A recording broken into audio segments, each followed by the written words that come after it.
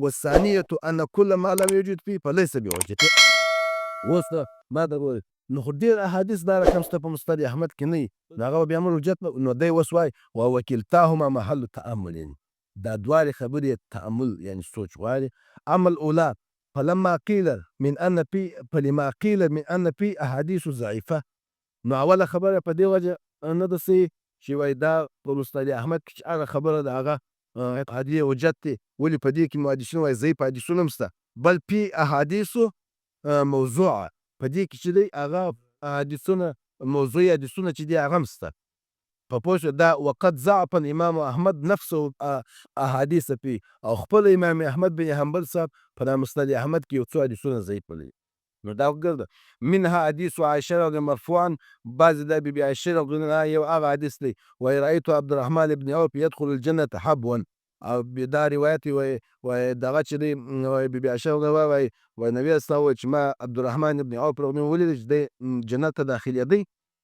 حبوا په داسې کېدلو سره، یعنې دی مالدار او دونه د حساب د وجې سره. وقد اورد ابن الجوزي هذا الحديث في الموضوعات، علامه ابن جوزي وایي دا حدیث موضوعي دی، هغه کې په مستد احمد کې ذکر. ومن حديث عمر ليكونن في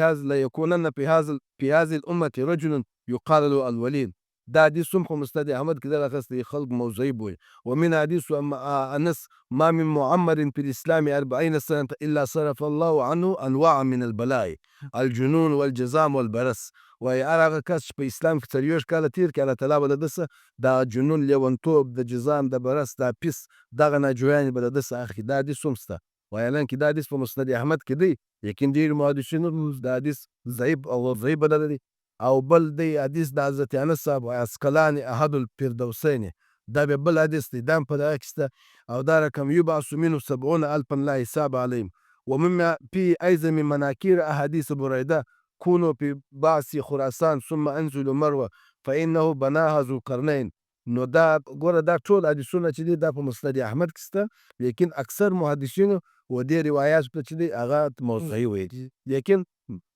اوس اصل خبره دا ده چې په مسند احمد کې موضوعي روایتونه شته که نه، چې دا لاندې حاشیه وینم لفظونه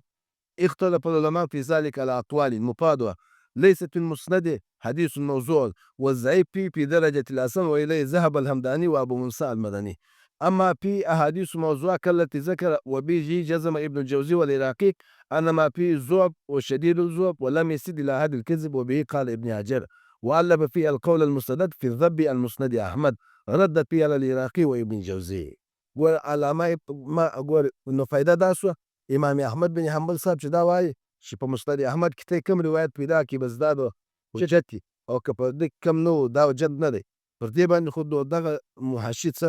د شارع څه ده چې دا په دې کې موضوع حدیثونه هم شته.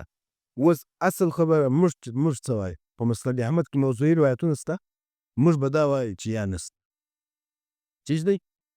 علامه ابن حجر عسقلاني صاحب پر کتاب لیکلی دی القول المسدد فی الذب المسند احمد،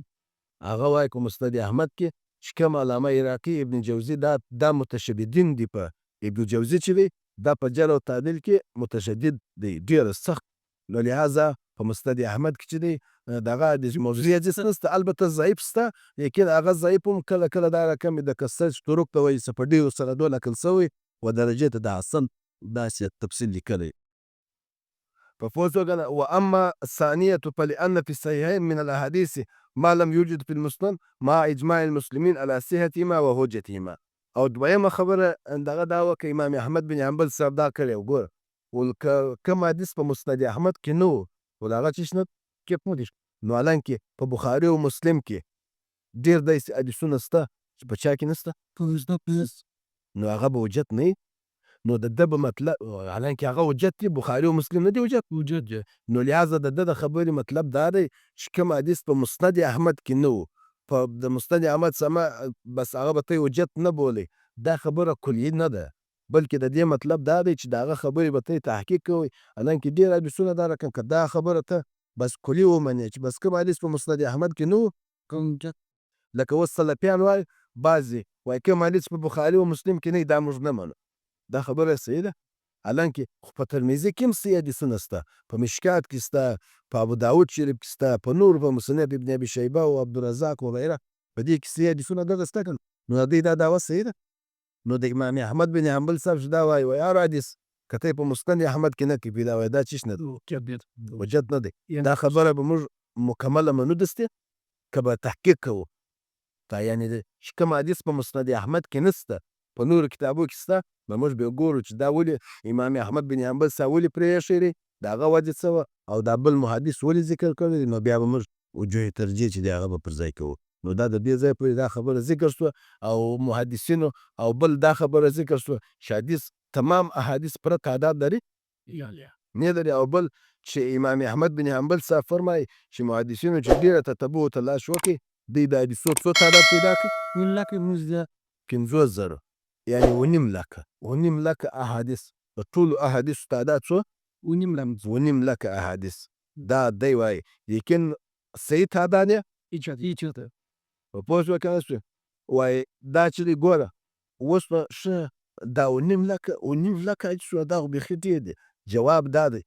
متن ویني که نه 51 والمراد بهذه الاعداد الطرق للمتون یعنی دا دی چې کوم عدد ذکر کړي چې 9 لکه حدیثه دی دا د حدیثو متن یعنې چې نبي اسلام کومې خبرې کړي دا 9 لکه دي که دا سندونه 9 لکه دي ماشاءالله خبرې هغه چې دی 9 لکه نه دي مطلب خبرې چې دی دا به یا کمې یا به زیاتې سندونه یې دونه قدر دي. والمراد بهذه الاعداد په دغه عدد سره چې دی ذکر کړي الطرف دا سندونه دي للمتون چیش نه دي مراد متن چې دی هغه نه دي مراد په پوه شوې که نه اوس دا خو دا پیدا شوی په ذهن کې چې دا طرق په اعتبار سره متون چې دی متن خو ماته یې ته وویل چې دا د حدیث الفاظ ته وایي د نبي اسلام الفاظ دا به د دې کم یا به ډېر دا ډېر تعداد چې د ذکر کړی دا په اعتبار طرق سره. اوس بله فایده دا ده په مسند احمد کې ډېر د حدیثونه چې دي هغه څو دي په مسند احمد کې چې دی هغه ګر د حدیثونه چې ده په مسند ګوره ما ته ګوره که څوک زموږ څخه دا پوښتنه وکړي چې د امام احمد بن حنبل صاحب دا خبره چې هغه کړې ده چې وایي هر حدیث که ته په مسند کې پیدا کړي هغه حجت دی که مې نه کوي پیدا هغه نه دی حجت دا خبره موږ منو کوم حدیث په مسند کې نو بس هغه موږ نه منو ښه اوس څوک تا ته وایي دا خبره ته ولې نه منې څه دلیل لري ګوره د امام احمد بن حنبل صاحب دا خبره وایي چې کوم حدیث په مسند احمد کې نه هغه مه منې دا خبره موږ منو ولې نه منو موږ وایي اول جواب خو دا و چې موږ ډېر حدیثونه په بخاري او مسلم کې شته لیکن په مسند کې نشته او بل د ټولو ښه جواب یې دا دی ګوره ښه جواب یې دا دی دا محشر چې په مسند احمد کې چې امام احمد بن حنبل صاحب حدیثونه راوړي دي دا یې ټوله 40,000 حدیث راوړي څو حدیث راوړي اوس نو موږ د امام احمد بن حنبل صاحب پوښتنه کوو چې امام صاحب ته یوه تلاوه واګر د حدیثونه څو دي او تا راوړي څو دي نو باید به موږ 2 لکه پاتې شو 2 لکه نه باید به هغه ګرده موږ حجت نه بولو نه نو دا دوه خبرو مابینځ کې دی وایي تداپو ده تعرض تناقض دی. نو اصل خبره دا شوه چې د امام احمد بن حنبل صاحب چې دا وایي چې په مسند احمد کې چې کوم حدیث نه و هغه حجت نه دی دا معنا نه ده چې بالکل صحیح نه دی بلکې موږ به تحقیق کوو تشریحات بیا ګورو او ترجیح بیا ګورو او دا به وجه به معلومه چې امام احمد بن حنبل صاحب ولې نه دی راوړی حالانکې ده په خپل مسند کې 40,000 حدیث په مسند احمد کې چې دی 40,000 حدیث دی یا د دې څه زیات یا کم تقریبا نو 40,000 حدیث دا محاشي وایي په مسند احمد کې چې دی دا 40,000 حدیث نو بیا به د دا قول دا علامه عبدالرؤف المناوي صاحب فیض القدیر کې او دا رقم